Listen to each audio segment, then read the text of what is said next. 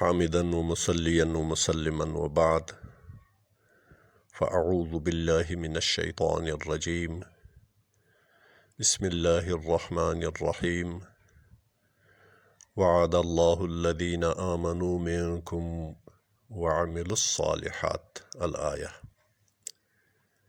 دما خوږو مؤمنو مشرانو کشرانو السلام علیکم. زنن د قرآن عظیم شان د سورة نور د 55 آیت مبارک مضمون له تاسو سره شریکوم، او د دې مضمون خلاصه دا ده چې الله تبارک وتعالی وعده کړې ده له حقیقي او مخلصو مؤمنانو او صادقو عمل کوونکو سره چې کله دوی دغه دوه شرطه پوره کړي چې رښتوني مؤمنان جوړ سي، رواجي عرفي نه حقیقي مؤمنان جوړ سي، داسې چې الله واحد لا شریک مني هر حال کې هر وخت کې، الله صمد مني چې ټول کائنات و ذرات عالم که علویات دي که سفلیات دي د الله ته محتاج دي، او الله هیڅ چاته نه ده محتاج. او دا ایمان لري چې الله تبارک وتعالی له ټول عالم سره هیڅ قسم نسلی او جنسي تعلق نه لري، بلکې الله تبارک وتعالی د ټولو کائناتو خالق ده، مالک ده، معبودی برحق ده، او له الله سره هیڅوک برابر نه دي. دا ایمان او په همدغه ایمان باندې د ده عمل متکی په عرف و په رواجونو کې مستغرق نه وي. ایمان چې کوم شی ده ته حرام کړي هغه حرام بولي، د عقیدې او د یقین په تقاضا باندې چې ده ته کوم څه حرام دي، ده ته څه فرض دي هغه فرض بولي، چې کوم مباح دي هغه مباح بولي. دی له ځانه سره سوچوي چې ما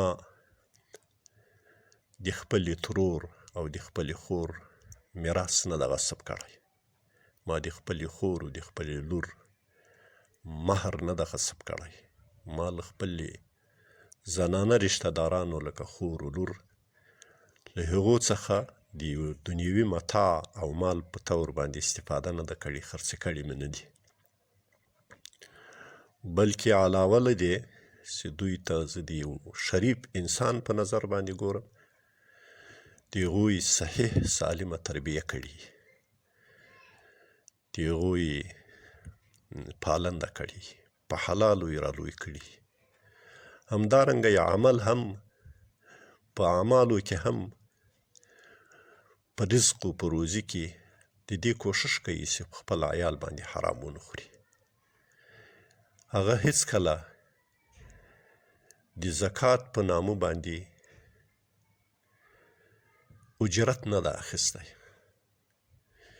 یا د اجرت فاسده په شکل باندې د خلقو زکاتونه نه دي پایمال کړي او خراب کړي، بلکې حق یې ویلي دي، خلقو ته یې ویلي دي چې د ما په عیال باندې د ما په اولاد باندې حرام مه خوري. دا زکات د امامت په بدله کې دا اجرت ته دا زکات نه ده.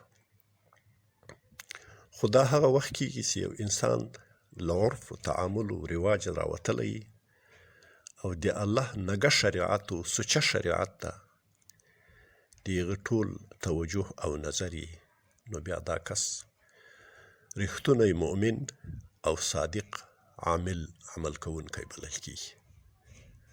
نو الله تبارک وتعالی فرمایي وعد الله الذین آمنوا منکم، وعده کړې ده الله جل جلاله له مؤمنانو سره د تاسې له جملې، وعملوا الصالحات او له صالحانو سره.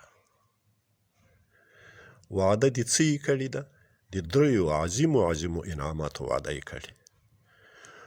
لومړی دا لیستخلفنهم فی الارض کما استخلف الذین من قبلهم، خامخا به الله تبارک وتعالی دې انسانانو ته، دې صادقو مؤمنانو ته او دې مخلصو عمل کوونکو ته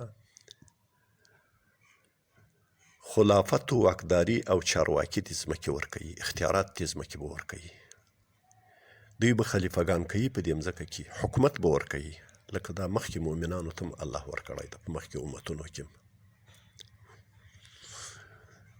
دوهم، وليمکنن لهم دینهم الذي ارتضى لهم، او غالبوي به، برلاسی کوي به دوی ته دین د دوی هغه چې خوښ کړی الله جل جلاله د دوی دپاره چې د اسلام دین ته، هغه به سرلوړی، هغه به بالا یي، هغه به بالادستی. او دریم، وليبدلنهم من بعد خوفهم امنا، او په بدل کې به ورکوي دوی ته پس له هر قسم ویري امن و سکون و آرام، چې دوی ته به امن ورکوي، دوی به له هر قسم دښمنه، له هر قسم خطراتو په امن کې وي. دا وروسته جمله مستانفه ده. جمله مستانفه علما د عربیت فرمایي چې د دفع د سوال مقدر دپاره یي. لکه سوال کیږي چې دا انعامات الله د څه دپاره ورکوي؟ الله فرمایي یعبدونني، دوی عبادت کوي د ما. یعبدونني دا صیغه د مضارع ده او دلالت کوي په تجدد و تحدث باندې، چې مستمر طور باندې په دغو انعاماتو کې دوی د الله په عباداتو، د الله په طاعاتو باندې مشغول و مصروف وي. داسې نه چې الله دا انعامات ورکړو دوی سرکشي کې شروع کړي، نافرمانی کې شروع کړي، غفلت کې شروع کړي. نه، الله پاک فرمایي یعبدونني، او دا عبادت په داسې حالت کې دا لا یشرکون بی شیئا جمله حالیه ده، چې دوی شریک نه نیسي له ما سره هیڅ شی. امام قرطبي رحمت الله علیه فرمایي چې لا یشرکون بی شیئا معنی لا یعبدون الها غیری، دوی عبادت نه کوي د کوم اله، د کوم معبود غیر لما. لا یراؤون بعبادتي احدا، دوی ریاکاري نه کوي، سمعت نه کوي، ورلیدل نه کوي هیڅ چاته د ما د عبادت، چې ما عبادت نورو ته د لیدو دپاره او د ریاکاري دپاره کوي. لا یخافون غیري، نه ویریږي غیر لما. دا د لا یشرکون بی شیئا معناوي کړی دي، چې لا یخافون غیري، غیر لما بل هیچا نه ویریږي. ولا یحبون غیري، او نه غیر لما له هیچا سره محبت کوي، مګر له هغه چا سره به محبت کوي چې الله پاک خپل حکم ورته کړی چې دې سره محبت کوه. نو الله تبارک وتعالی په نتیجه د دې آیات مبارک فرمایي چې فمن کفر بعد ذلک، چا کفران د نعمت وکړو پس له دې ورکړیو نعمتو، فاولئک هم الفاسقون، نو همدا کسان بیا له جادي د حقه وتلي، دا له حقیقته وتلي دي، دا فاسقان دي، دا فاجران دي، دا نه صالحان دي، نه سوچه و مخلص مؤمنان دي. نو الله تبارک وتعالی دې ټولو مؤمنانو ته د الله د عظیم کتاب، د دغه عظیم آیت، د دغه جامع آیت په حقایقو کې، په رڼاګانو کې، په شعاعو کې د مطالعې او د عمل کولو توفیق را نصیب کړي موږ ټولو ته. أقول قولي هذا أستغفر الله لي ولكم ولجميع المؤمنين والمؤمنات. لا إله إلا الله، لا إله إلا